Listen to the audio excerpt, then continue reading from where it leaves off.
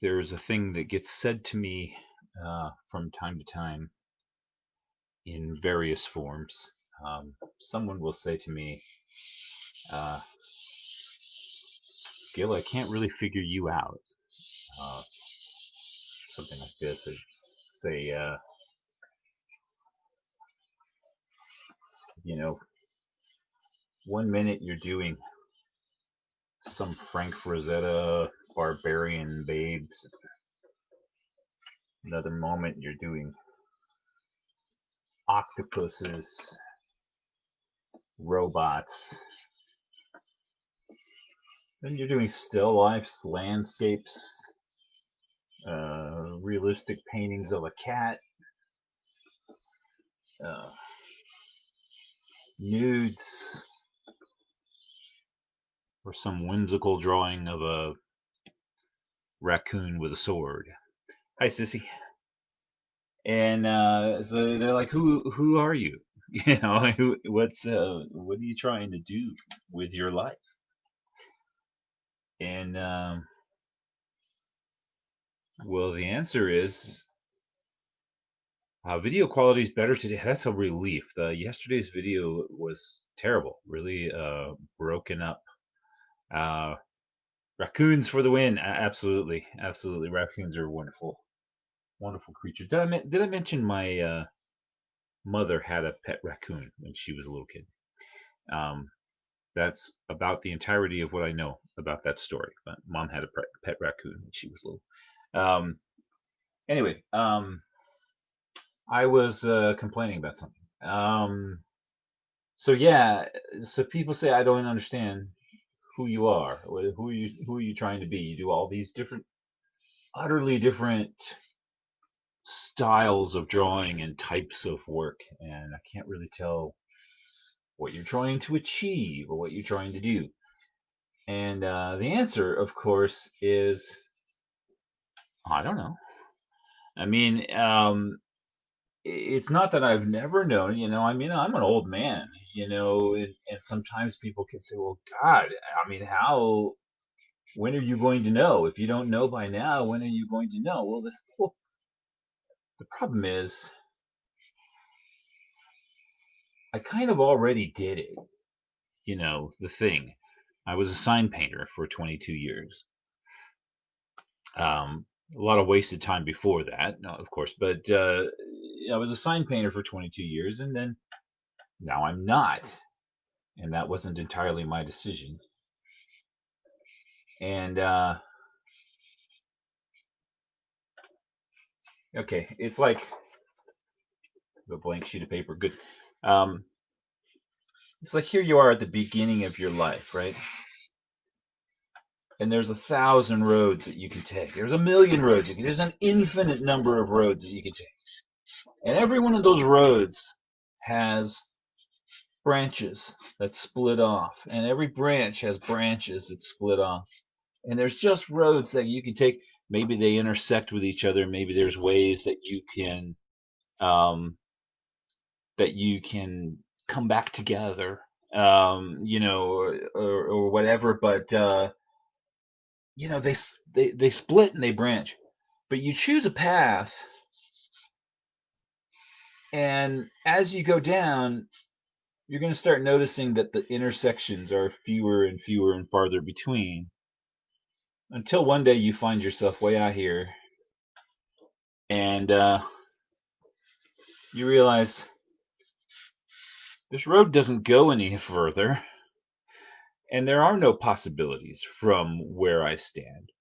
Okay, now that's not utterly true. I mean, there's always infinite possibilities no matter where you are.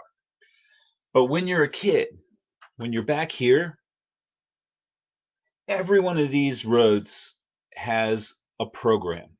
There's a school that you can go to, and there's a degree program, and then you go become an apprentice, and then you become a journeyman, and then you get in with the company and you move up the ranks of the company and become president of the company or whatever. There's a distinct path that you can follow, and until you reach a point where there's no longer a path. And inevitably, actually, for everyone, um, there is nowhere that you can actually go from here unless you start going back, or unless you say, uh, I mean, you might say, I like it here and I'm going to stay here for the rest of my life, which is perfectly cool. I mean, that's the world functions on people who find their place and say, this is what I like to do. But if you find, like myself, I'm a sign painter and basically the market fell away out from under me. People could have things done on a computer for a fraction of what I was charging, and that happened like overnight. Like one day, big computer graphics were 100 times more money than I cost, and then the price dropped like 90% in a day, and suddenly I was the expensive option. All right, so there I am, no place to go. Then I start thinking about what I wanted to do with my life or whatever, and it's like, okay, I'm not even sure I want to do that anymore. I used to think I wanted to illustrate books, and I don't think I want to illustrate books. And it's like now there's no roads. And it's like even in many ways the road that was behind me is so overgrown with weeds that there's no road. You can't even go back, right? I mean, you can't go. What are you going to do? Corel draw or something? If you try to go backwards, So it's just like what I've been doing for the last few years is I've been wandering around in the woods. That's what I've been doing. I've been looking at all kinds of things. I've been trying this, I've been trying that, I've been trying the other. Um, and I might just wander in the woods from now on, because I make something, it's cool, I sell it. That's good. But no, I don't have a definitive direction. I don't have a definitive goal that I'm heading towards. I'm just doing stuff. And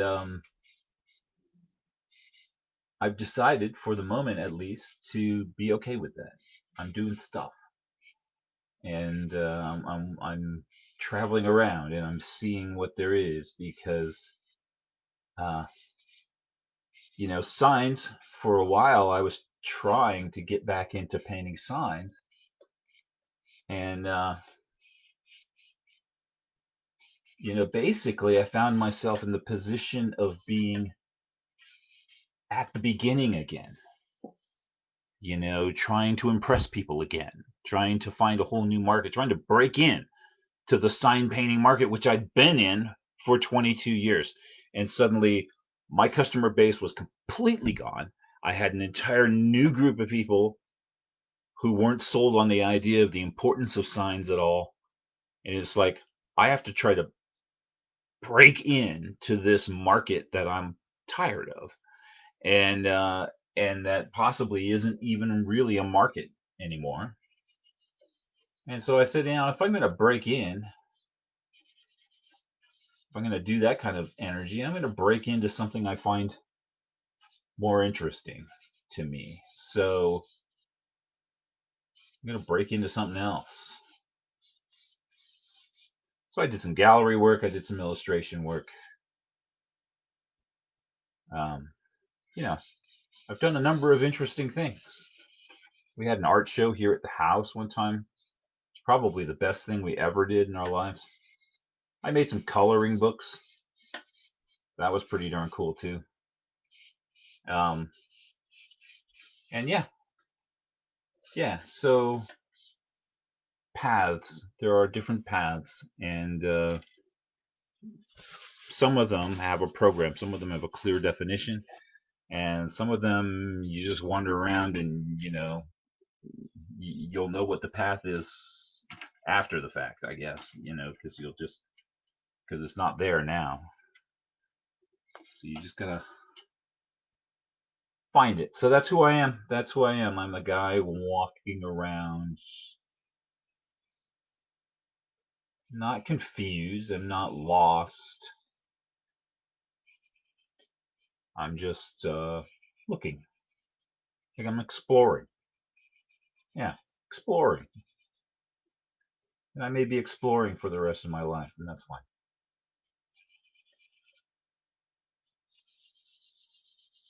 As long as I manage to make some money along the way.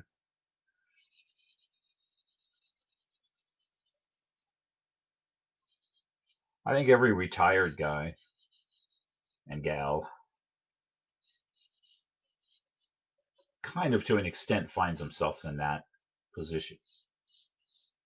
Because there isn't a program, there isn't a post retirement program where you say, okay, now that you're retired, here are the things you're supposed to be doing.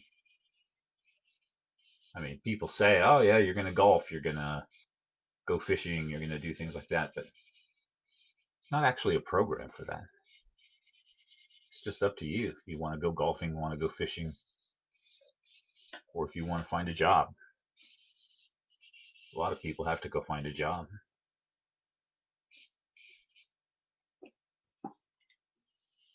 All right, I have some text over here on the side of my screen. Video quality is better. Raccoons. Sissy says, "What? That's the coolest thing. Which thing is the coolest?" Um, yeah, it doesn't matter what the subject is.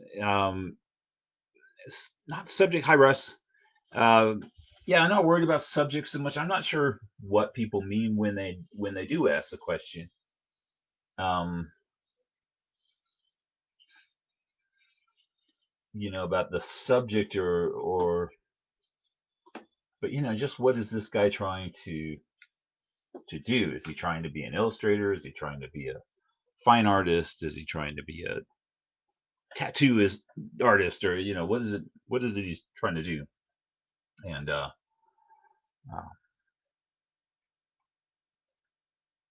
I kind of know it's not really a thing that I can articulate all that much, but uh, not worried about the fact that you can't tell what I'm up to. And plus, we would be doing the take the life drawing and turn it into a piece of fantasy art. I mean, that's mostly what I'm going to be doing. And we would be doing that on video, and I would be sharing those posts on Facebook. But I think while everybody's in quarantine and has nothing better to do with their lives, they're going to freak out about nipples on the screen and react. So I think I can't do that for the moment. So yeah.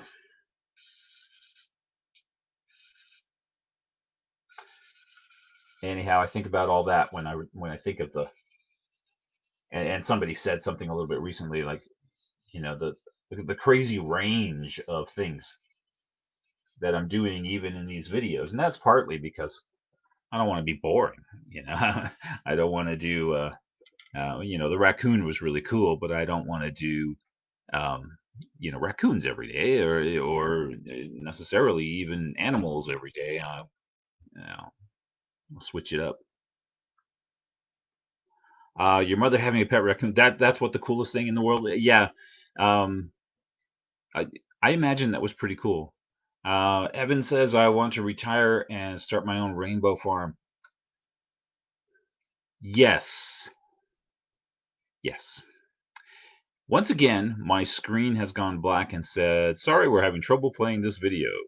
And it does that to me a lot. At least once or twice that it's done that. It really was having trouble playing the video. So I'm hoping um, it's just messing with me and the video is still playing. I'm going to proceed as though the video were still playing. Actually, Evan, you had a neighbor that there was the road that went out towards your house, and then your road went off this way, and there was another road that went straight. And there was a girl that lived there, and maybe she wasn't there when you lived there, but she was about your sister's age. They were friends, and they had a pet raccoon. I I know I walked past there a couple times and saw. a raccoon in the yard. Had a little doghouse that it lived in. I don't know if my mom's was a outdoor pet or not.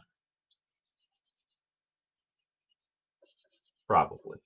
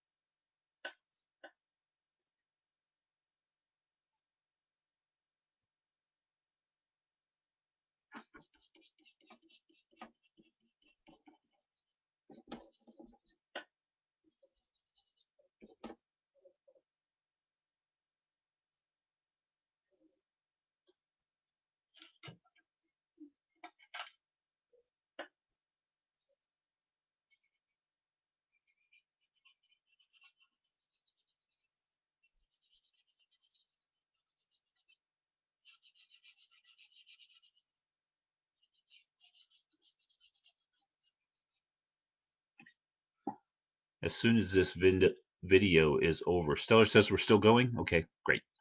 As soon as this video is over,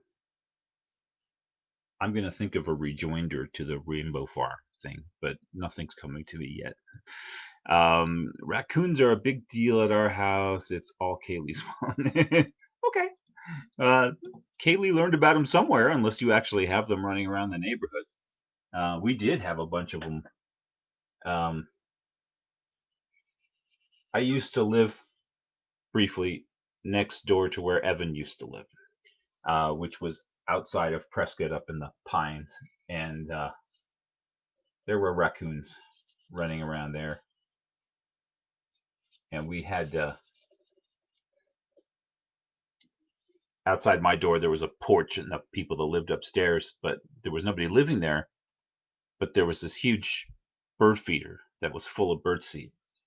And I heard all this noise one night, and I was like, somebody's running around on the porch. Who's out there? And I went outside, and I heard thundering footsteps down the steps of this porch, and there was a bunch of raccoons. They were all over the porch, and then when I came out, they all decided to run away, but they all had to run down the steps and off into the forest. I have no clue how many there were, but a lot of them, and that was pretty cool.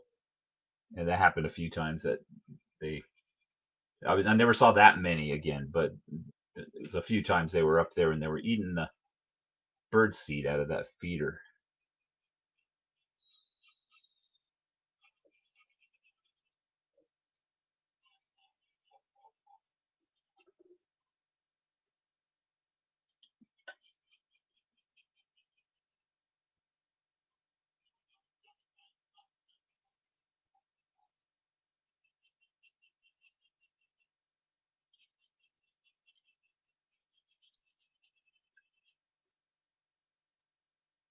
This, by the way, is not a raccoon unless it becomes one.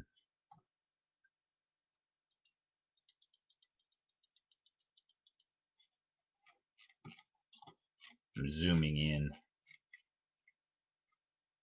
This is a red fox. Trying to see all these critters, their nostrils are shaped different. You can't just assume.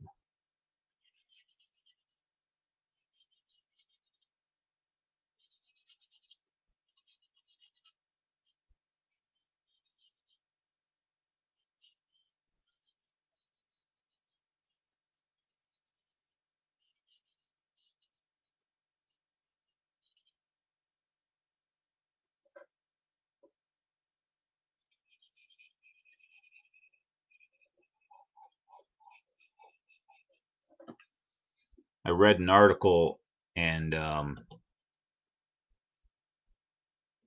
it you probably already know this, but I can't stand the sound of my own silence.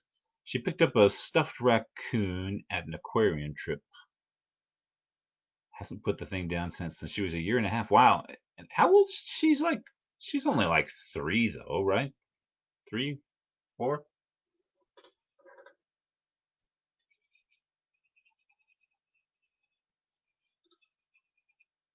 So I read this article, National Geographic. Um, there was a fur farm in Russia under Stalin that were raising foxes for fur, and they Stalin didn't approve of freelance science of any kind. You could only do science that he approved of. If you were working on a theory and it was a theory that he didn't think was true or didn't want it to be true, he didn't let you explore that. And when I say didn't let, I mean you didn't want to have that conversation at all. And so he these people at the fox farm, they noticed that some of the foxes were friendly and most of them were not. And so they started breeding for friendly friendly foxes. They were still raising them for fur also, but they were secretly breeding them to see if they could come up with a friendly, like a pet variety fox, which they have done. And you can now, I don't know how easily you can do this, but you can now get a fox that's a pet and will work as a pet. It was common knowledge before then that foxes do not make good pets, and I guess they didn't, um, because they weren't friendly. They didn't like people that skinned them and wore their fur as a coat. So they were grumpy about that. So anyhow, in the course of all that, which they had to do secretly, um, they found that as they developed, oh, she's 4 now. Okay, as they developed the friendlier foxes, the coloration of their coat looked more like other domesticated animals. They started getting more things like black and white and uh, I don't know about calico, but they kind of they look less like wild animals and more like something you'd find in the pet store. Something the way we have bunnies and stuff like that. Your pet bunnies will be all white or all black or whatever, and they were winding up with colorations like that, and plus the ears would go a little floppy like a hound dog, and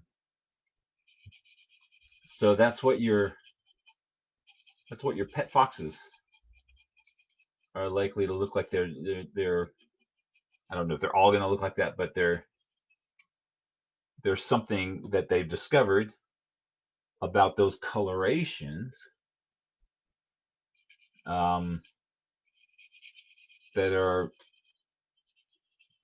unique to domestic breeds of animals, because you get those colorations not only on cats and dogs but also on cows and bunny rabbits and a lot of things. And now you get them in foxes.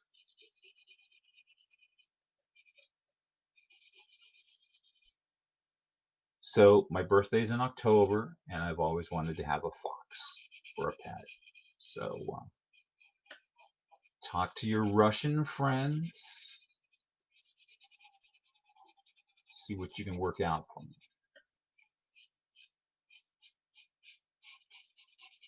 And I have a feeling my cat will murder me in my sleep if I really do that.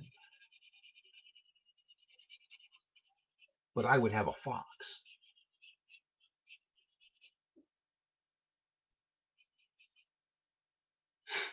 And if I can't have a fox, I'll take a raccoon.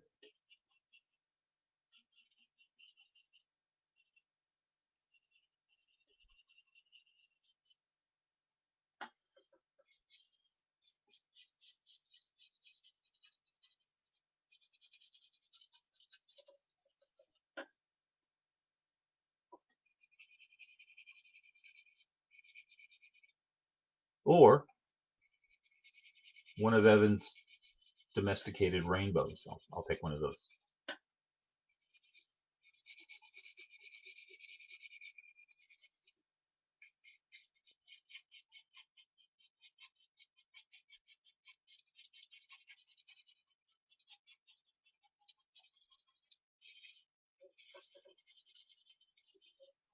But I'm going to need some friendly woodland creatures as I wander through the woods of my allegory.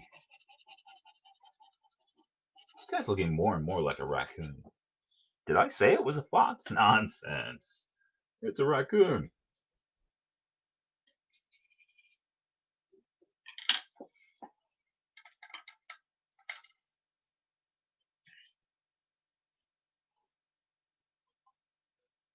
Hi, Nika. Been a while. Where you been? Quarantined or something?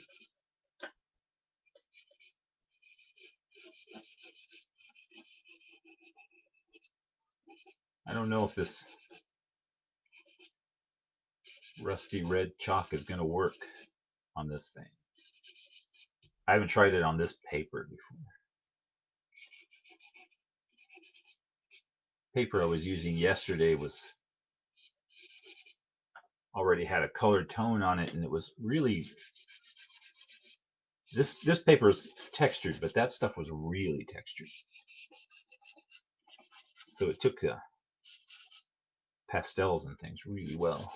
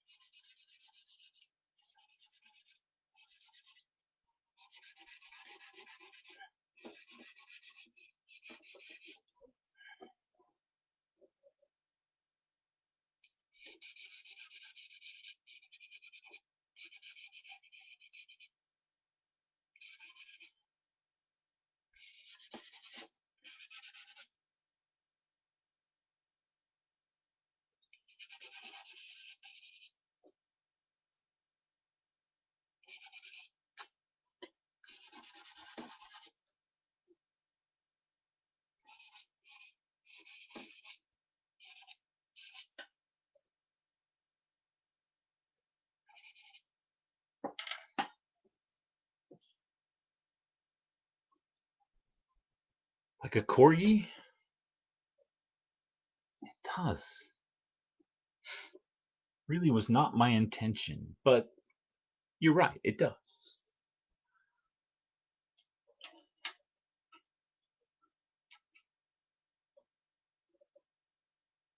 Maybe that'll change as I go along.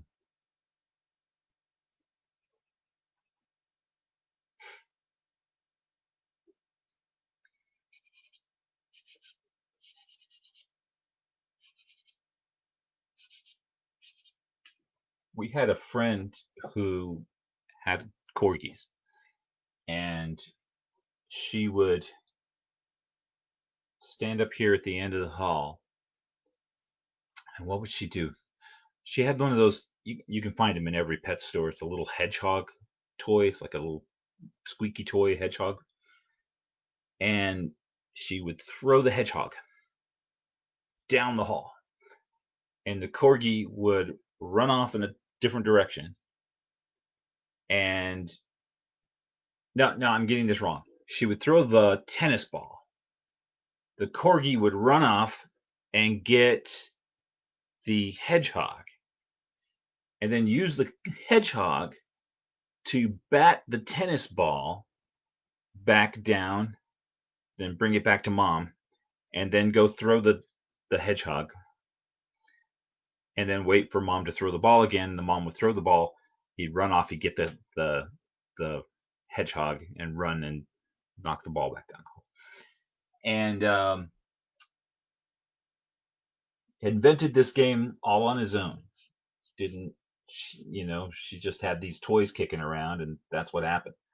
So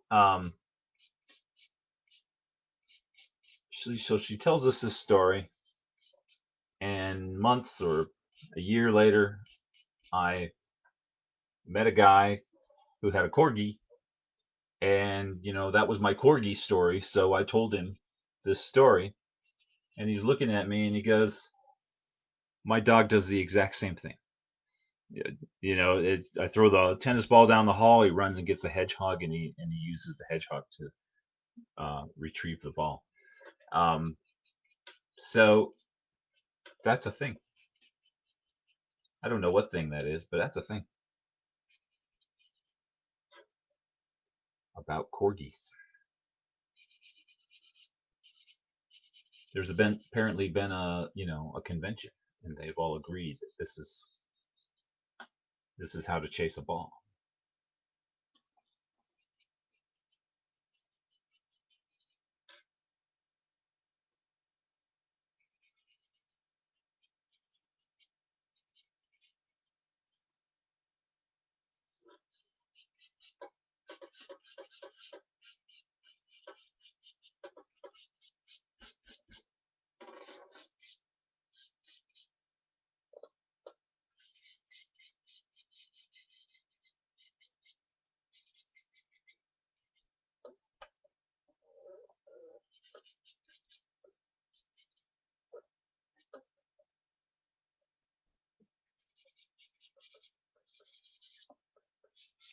I'm discovering a tricky thing. I've done a couple tiger paintings, and I did a tiger uh, pastel thing yesterday,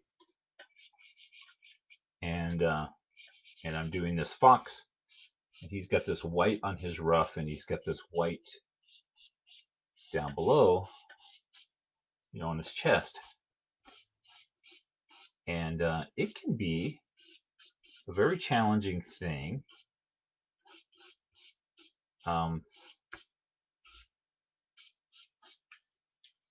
To make that white come forward from that white, because you're doing white on white, and then you're like, okay, but there's black. You can mingle it in with the black. I don't know. You just wind up with a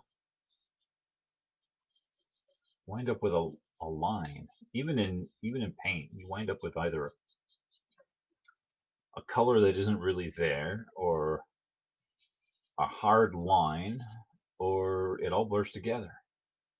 It's hard. It's really hard. Drawing's hard.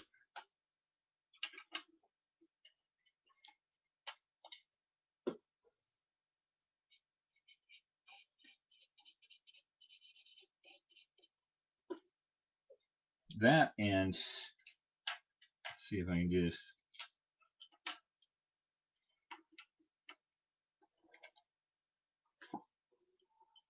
That's all the pastels I have in the world. So that's my full range of color right there. That and black and white. So this is sort of an off-white ivory, and oh, I've got a red one here. Yeah, that's it. So I've got to make every color that I need out of that.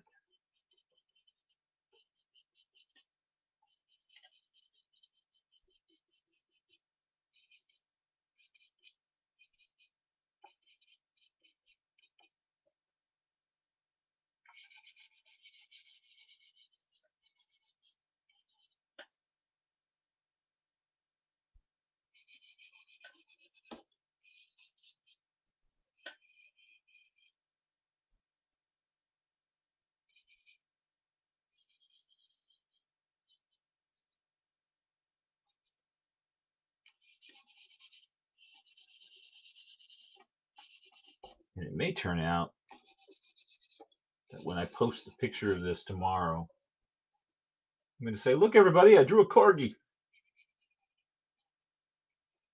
I wasn't trying to draw a fox. Don't listen to Sissy. It's all lies.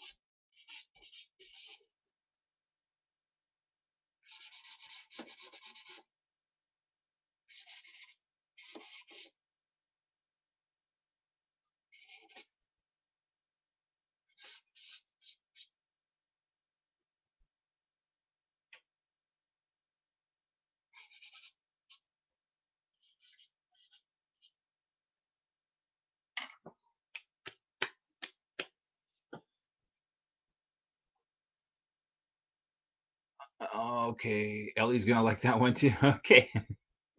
She likes foxes. She likes animals, doesn't she? Um, yeah, I'm not entirely certain that it's a fox. It may be something else, and but that's okay. It's just a drawing. It can be whatever. It's a kind of a raccoon corgi fox sort of thing.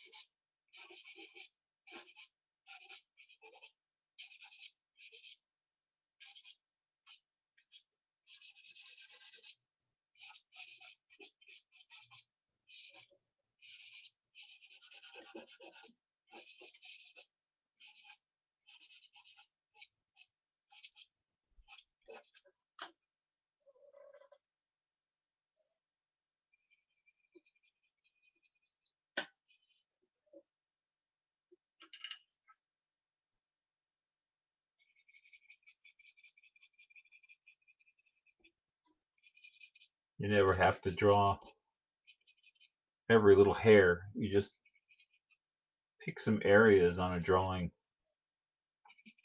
and do a bunch of little hairs, and you kind of give the impression that you did every little hair when what you really did was just patches of color. But it just kind of looks like you really just knocked in every little piece of fur on there. There are some artists who will draw every little piece of fur. They'll spend hours and days, weeks on a painting. And I don't know if they ever sell anything because, I mean, how much money would you have to charge to pay yourself back for that much energy?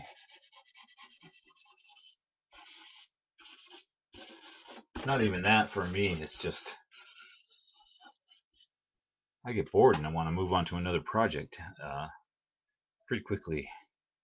Sissy says, I think he's cute. I think he's cute too. Good. I'm glad you like him. Uh, I think he's cute. I'm not sure I think he's a fox, but I think he's cute. And it's been almost 45 minutes. I probably have nothing to add. Russ, let me know if I'm sending you that tiger or not. I'm not sure we quite said yes or no or maybe later or what it was we said. Um, but I would love to send it to you. Uh, Send me your mailing address so I can know where to mail it. And we'll come back tomorrow. Today was Wednesday. Yeah, we'll come back tomorrow and do it again. Maybe. Stellar is taking a little time off, and we might go do something else. Not that there's many places to go, but you know, we might get out of the house and go do something. So that's the end of my video. Thank you all for coming. Have a good night.